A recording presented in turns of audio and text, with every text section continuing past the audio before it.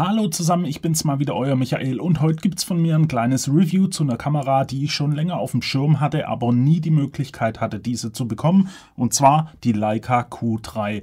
Vielen Dank geht da wieder an fotoprofi.de und vor allem an die Filiale Stuttgart, welche mir die Kamera zur Verfügung gestellt haben. Die Kamera selbst wurde ja von so einigen Influencern im Internet ausprobiert und mehr oder weniger gehypt. Ich wollte mich da einfach mal selber davon überzeugen, Leica-Look und so weiter, was da wirklich dahinter steckt, und deswegen habe ich mir das Ganze mal angeschaut. Und dann bin ich mit der Kamera einfach mal ein bisschen unterwegs gewesen und habe die so ein bisschen ausprobiert.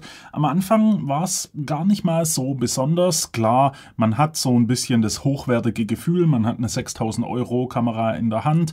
Es macht schon einen Eindruck so von der Verarbeitung her, aber es war erstmal nichts Besonderes. Und dann habe ich die Leica-Looks entdeckt und ja, dann hat sich ein bisschen was geändert. Aber beginnen wir doch einfach erstmal von vorne.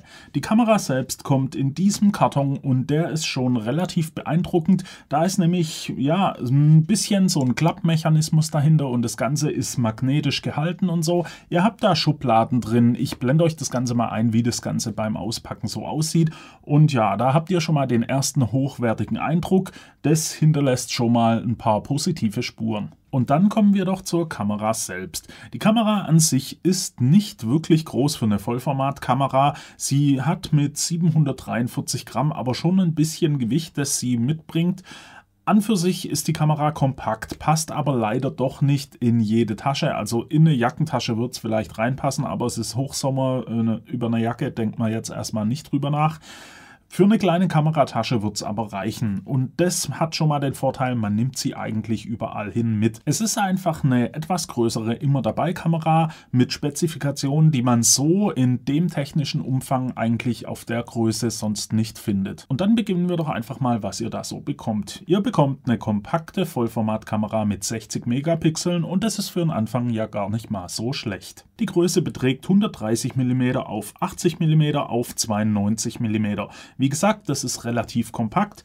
Das Ganze ist IP52 geschützt. Ihr habt also einen relativ guten Staubschutz und ja, sagen wir mal, nutzbaren Schutz gegen Wasser. Also bei leichtem Regen könnt ihr sie benutzen. Im schweren Regen oder unters Wasser halten solltet ihr die Kamera aber auf jeden Fall nicht. Dafür ist sie einfach nicht gebaut. Die Verarbeitung an sich ist natürlich tadellos. Das erwarte ich aber auch bei der Kamera. Leica an sich ist ja eine Marke, wo man das erwarten kann. Und auch so für den Preis und wie auch alles designt ist. Die Kamera ist einfach super. Bei der Verarbeitung gibt es überhaupt gar nichts auszusetzen. Der Akku ist mit 350 Aufnahmen nach ZIPA angegeben und ihr könnt den hier so einfach entnehmen. Der lässt sich dann auch ganz normal wieder einstecken und ist schon drin. Die 350 Aufnahmen sind sehr realistisch. Also ich bin raus, habe 200 Aufnahmen so beim ersten Mal nutzen gemacht. Ich habe die Kamera dabei nicht ausgeschaltet. Sie ist dann von alleine in den Standby gegangen. Ich glaube nach einer Minute.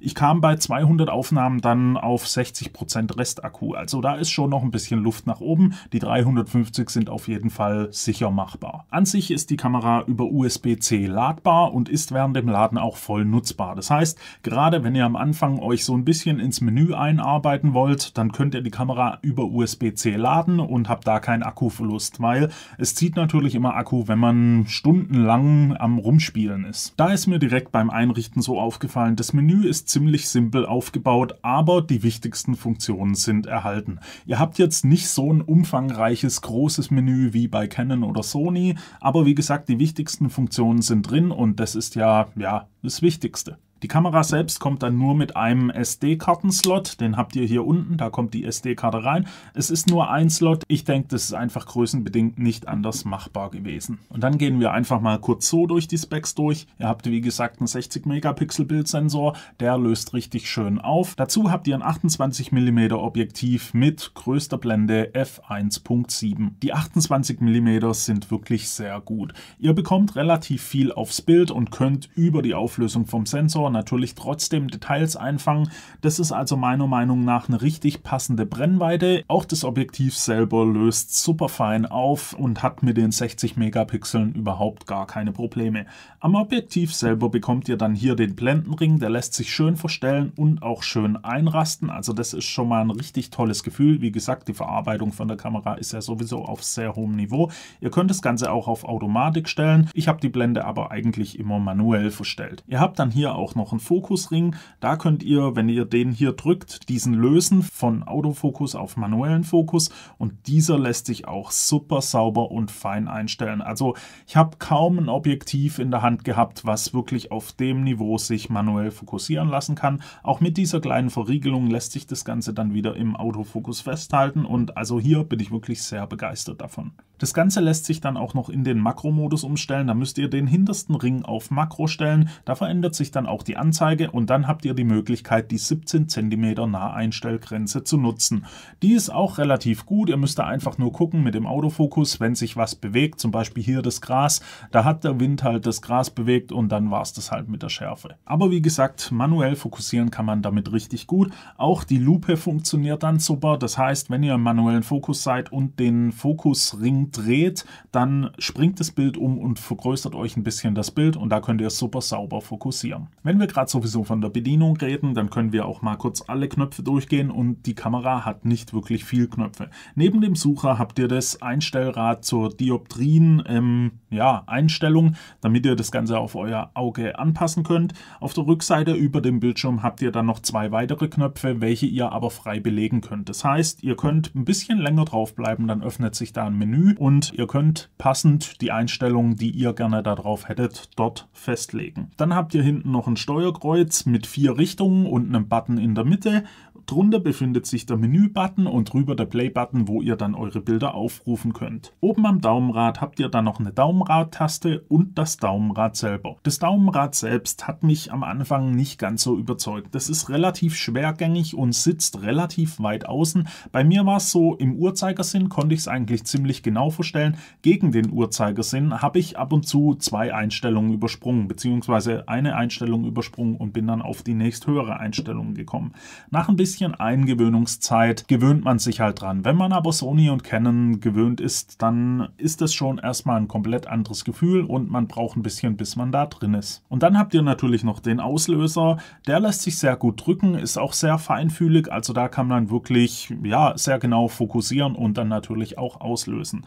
Am Auslöser selber befindet sich dann auch noch der An-Aus-Knopf. Die Kamera braucht ein paar Sekunden, 1, 2, 3, 4 Sekunden, bis sie dann hochgefahren ist.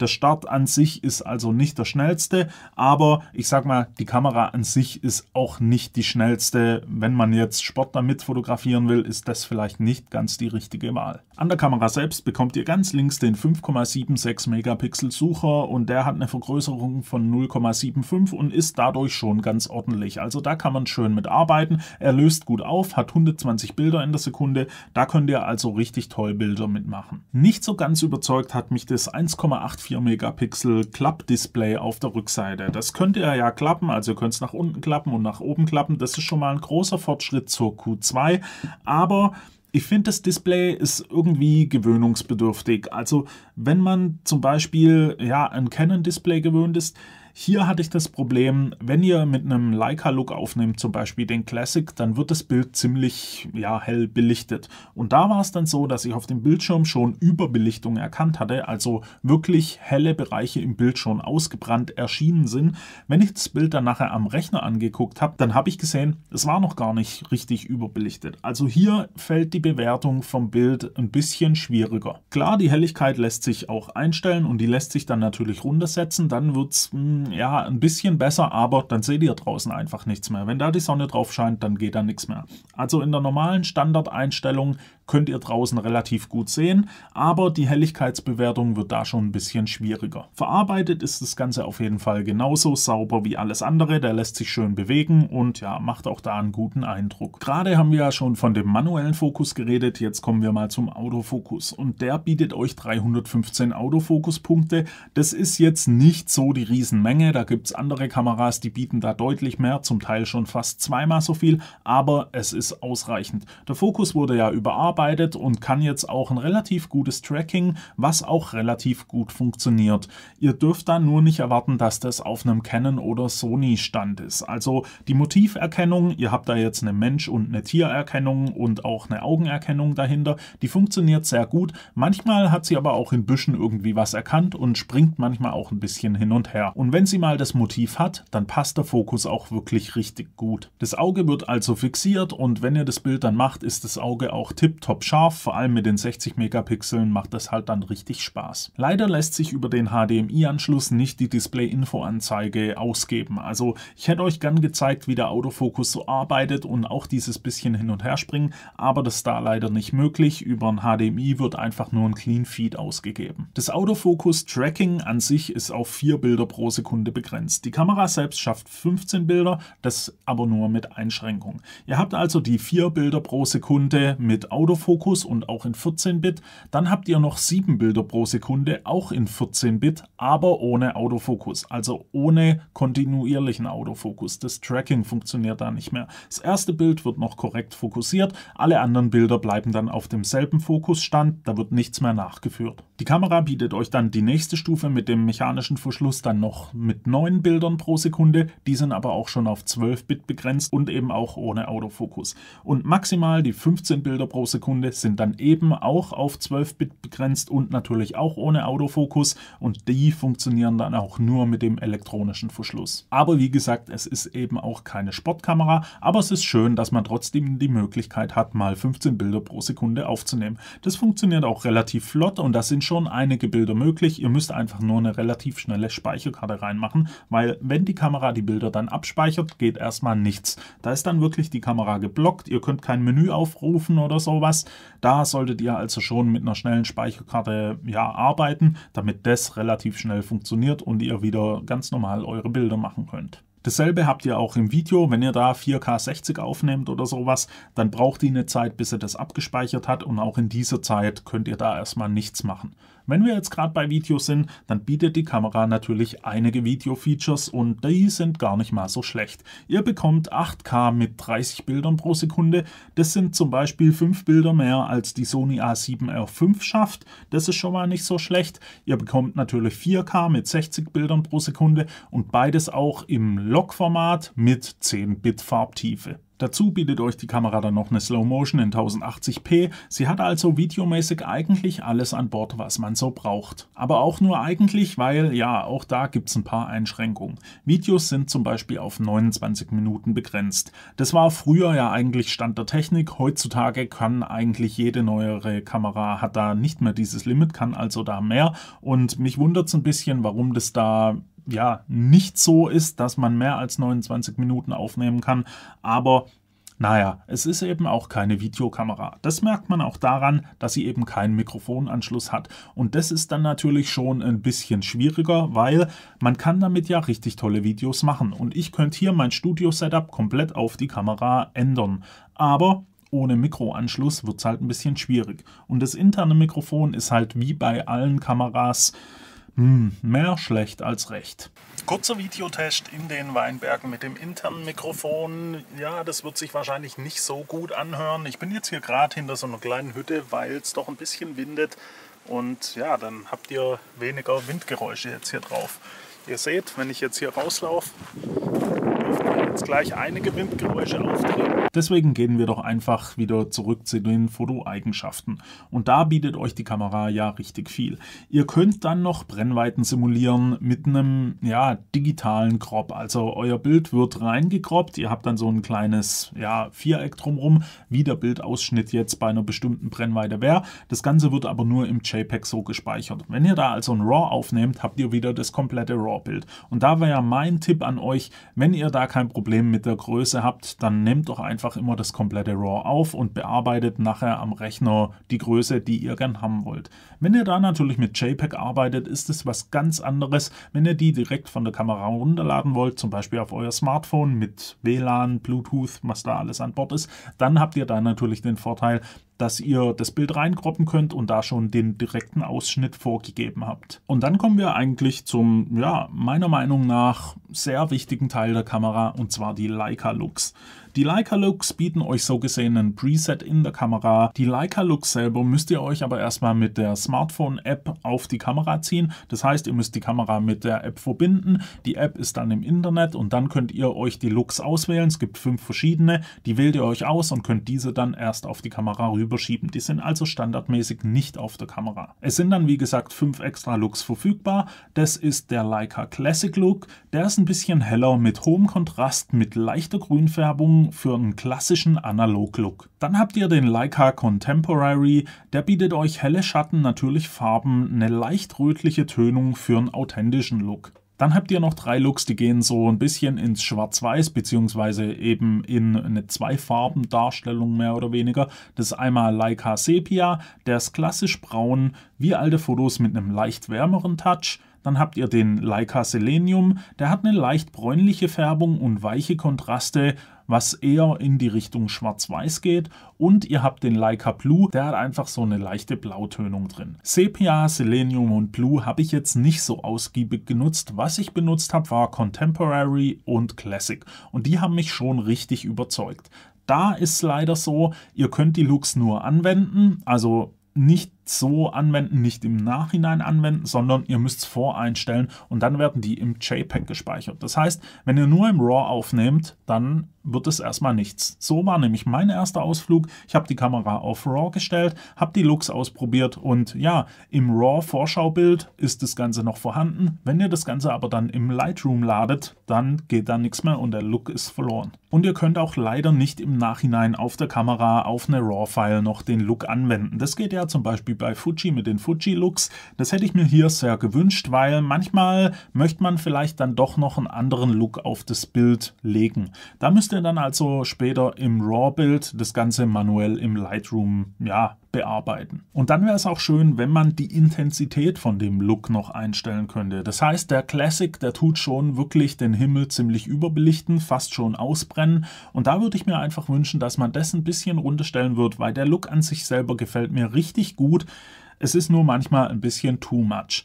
Und da das Ganze ja nur in JPEG dann aufgenommen wird, habt ihr da halt nur begrenzte Bearbeitungsmöglichkeiten. Also ihr könnt da einen ausgebrannten Himmel auch nicht mehr wirklich groß retten. Das wäre also vielleicht noch eine Option für ein kommendes Firmware-Update. Contemporary an sich ist eigentlich der Look, der mir am meisten gefallen hat. Und da kommen wir dann jetzt zu einem Thema, wo mir ein bisschen zu denken gegeben hat. Und zwar, wenn ihr die Kamera einfach nur benutzt, um RAWs aufzunehmen, ohne die Looks, dann habt ihr mehr oder weniger einen ganz normalen Standard-Look. Die Bilder sind also meiner Meinung nach, nichts Besonderes. Also mir fehlt da so ein bisschen das Extra. Ich war dann zum Beispiel mit der Q3 und der A7R5 mit dem 24 mm 1.4 GM unterwegs und habe einfach mal ein paar Vergleichsbilder gemacht. Die A7R5 bietet euch ja auch 60 Megapixel, 24 mm 1.4, geht schon ziemlich nah an die 28 mm 1.7 und da habe ich dann einfach ein paar Vergleichsbilder aufgenommen und die mal, gegenübergelegt, gegenübergestellt, so gesehen. Und da ist mir dann im RAW natürlich aufgefallen, die Bilder sehen fast gleich aus. Ich glaube, es handelt sich auch um denselben Sensor, ich bin mir nicht genau sicher. Aber auf jeden Fall von den Daten her passt es ja ziemlich gut. Und wenn man sich die RAWs anschaut, dann entdeckt man da nicht viel Unterschiede. Und da ich natürlich jemand bin, der eigentlich immer in RAW fotografiert, habe ich mir Gedanken gemacht, was bietet mir die Kamera denn eigentlich, wenn ich nur im RAW aufnehme? Weil im Lightroom selber kann ich auch auf die Sony RAWs die Presets anwenden. Und meiner Meinung nach lebt die Q3 einfach davon, dass ihr Leica Lux anwenden könnt und out of cam richtig tolle Bilder bekommt. Also mit den Lux bekommt ihr echt Bilder, die könnt ihr aufs Handy direkt rüberziehen und verteilen. Das sieht richtig tipptopp aus. Und natürlich ist da noch der größere Faktor, die Kompaktheit. Ihr habt es vielleicht gerade gesehen, die A7R5 ist einfach ein richtiger Brummer gegen die Kamera. Also das ist schon ein richtiger Größenunterschied und das macht es natürlich dann auch aus, weil ihr nehmt die Kamera hier einfach viel öfters mit. Also so war es zumindest bei mir. Und was bringt euch die tollste Kamera, wenn ihr sie nicht dabei habt? Und das spricht dann halt wirklich für die Leica. Wenn ihr jetzt ein Fotograf seid, der hauptsächlich in RAW fotografiert und ihr wollt einfach eine Kamera mit richtig tollen, technischen Bilddaten so gesehen, dann müsst ihr euch schon schwer überlegen, ob die Leica was für euch ist, weil da bekommt ihr mit anderen Kameras vielleicht noch ein bisschen mehr fürs selbe Geld. aber ihr habt dann einfach keine Leica. Und da war es bei mir wirklich so, wenn ich mit der Kamera unterwegs war, dann war das irgendwie ein anderes Gefühl. Es war, keine Ahnung, ob es ein Leica-Feeling gibt, aber wenn es das gibt, dann habe ich das auf jeden Fall ein bisschen so gespürt. Hört sich vielleicht blöd an, aber es war halt so. Natürlich passt man auch echt höllisch auf die Kamera auf, weil es ist eben eine relativ teure Kamera und ein Wechselobjektiv ist dann doch schon mal schneller ersetzt, so gesehen, falls was passieren sollte, wie eine komplette Kamera. Auf jeden Fall war es eben so, es war anderes Fotografieren. Die feste Brennweite zwingt euch da natürlich dazu, noch ein bisschen mehr zu tun für euer Foto. Ihr müsst also mal ein bisschen hin und her laufen. Dann habt ihr mit dem schönen Blendenring so ein bisschen die Option, immer ein bisschen rumzuspielen. Und es ist halt doch ein anderes Fotografiegefühl. Und dann ist es halt auch einfach so, die Kamera ist mehr oder weniger ein Luxusobjekt.